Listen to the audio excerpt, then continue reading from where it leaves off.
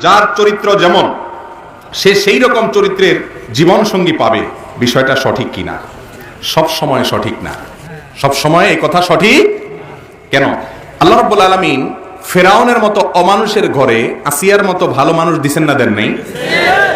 তারপরে লূত আলাইহিস সালামের মতো ভালো মানুষের ঘরে তার অমানুষ স্ত্রীর মতো মহিলা দিছেন না, দেন নাই?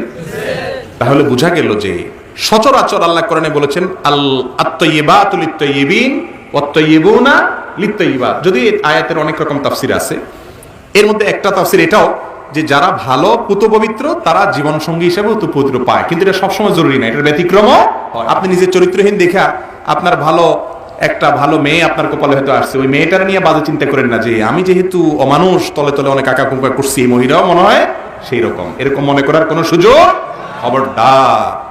নিজের চোর দেখে আরেকজনকে চোর মনে করবেন না। দাম্পত্য জীবন এখন নষ্ট হচ্ছে এই সংসারের কারণে। শয়তানের সমস্ত কি ঢুকে দেয়?